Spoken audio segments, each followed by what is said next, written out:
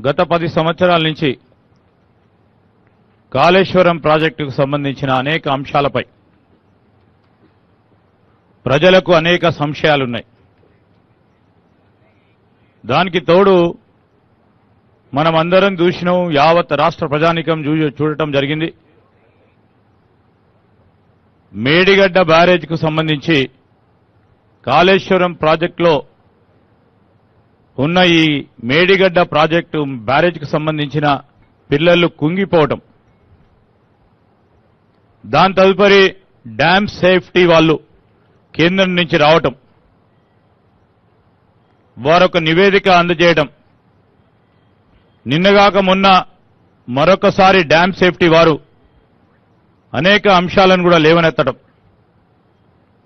ఈరోజు మా ప్రభుత్వం మరి గౌరవ ముఖ్యమంత్రి రేవంత్ రెడ్డి గారు, గౌరవ ఇరిగేషన్ మంత్రి ఉత్తమ్ కుమార్ రెడ్డి గారు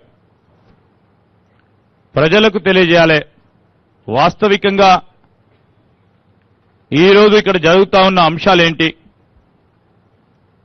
ఈ కట్టడాలు ఏ విధంగా జరిగినాయి, ఎందుకు కుంగిపోవటం జరిగింది,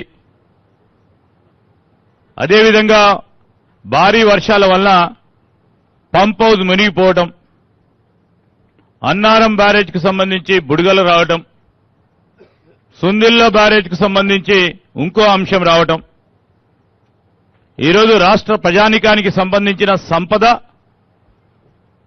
సరియైన విధానంలో ఖర్చు చేయటం జరిగిందో లేదా అని తెలుసుకునే ప్రయత్న భాగంలోనే ఈరోజు పెద్దలు ఉత్తమ్ కుమార్ రెడ్డి గారు కానీ, పెద్దలు శ్రీనివాస్ రెడ్డి గారు కానీ, పెద్దలు వెంకటరెడ్డి గారు కానీ, పెద్దలు ప్రభాకర్ గారే కానీ, అదేవిధంగా పెద్దలు జీవన్ రెడ్డి గారు కానీ, వివేక్ గారు కానీ రావటం జరిగింది.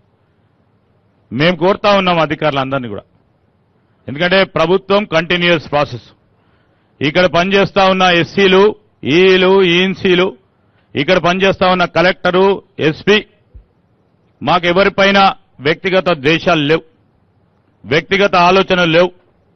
సాంకేతిక పరంగా నిజంగా ఎక్కడా లోపం జరిగిందో స్పష్టంగా సుస్పష్టంగా ప్రజలకు తెలియజేసే ప్రయత్నంలో మీరు ఉంది నడిపియండని, ఆనాడు జరిగిన అంశాలు కూడా ప్రజలకు తెలియజేసే విధంగా మీ యొక్క కార్యాచరణ తీసుకొని ముందుకెళ్లాలని వారు కోరటానికి ఈరోజు ఈ నియోజకవర్గ శాసనసభ్యునిగా నేను పెద్దలు ఉత్తమ్ కుమార్ రెడ్డి గారు వచ్చారు కనుక మొన్న జరిగిన సమీక్షలో కూడా మరి పెద్దలు ఉత్తమ్ కుమార్ రెడ్డి గారు చిన్న కాళేశ్వరానికి సంబంధించిన అంశాన్ని కూడా మేము వారి దృష్టికి తీసుకొచ్చాం.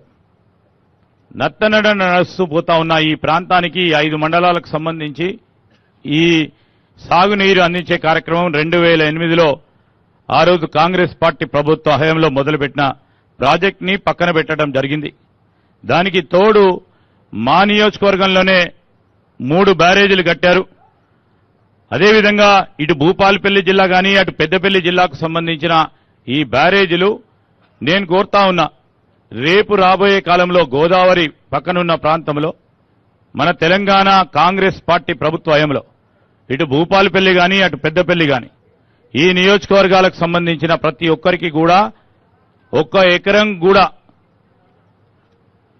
మరి వదలకుండా లిఫ్ట్లు ఏర్పాటు చేసి సాగునీరు అందించే విషయంలో ఒక ప్రణాళిక చేయాలని నేను పెద్దలు ఉత్తమ్ కుమార్ రెడ్డి గారు ఈనాడు మన ప్రాంతానికి వచ్చిన సందర్భంలో మొట్టమొదటిసారి వచ్చారు. వారికి నేను మనవి చేస్తూ మొత్తం కూడా యావత్ తెలంగాణ రాష్ట్రానికి సంబంధించిన అంశం ముంపు గ్రామాలు ఇక్కడ నేను పెద్దలు ఉత్తమ్ కుమార్ రెడ్డి గారిని కోరుతా ఉన్నాను. అనేక సందర్భాల్లో వర్షాలు పడ్డప్పుడు నీటి నిల్వ చేసినప్పుడు అనేక గ్రామాలు మా నియోజకవర్గంలో ముంపుకు గురవుతున్నాయి.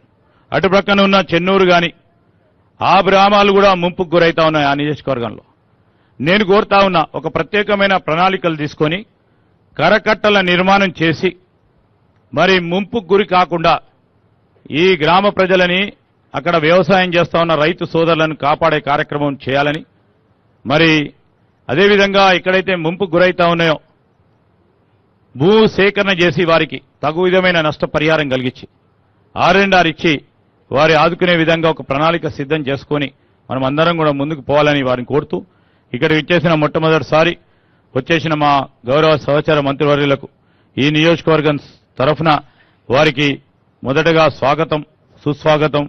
వారి డిపార్ట్మెంట్లకు సంబంధించిన అనేక అంశాల విషయంలో కూడా ఇది మారుమూల ప్రాంతం, ఇది ఒక ప్రక్కన ఛత్తీస్గఢ్, ఇంకో ప్రక్కన మహారాష్ట్ర పరిసరాల ప్రాంతాల సరిహద్దులో ఉంది.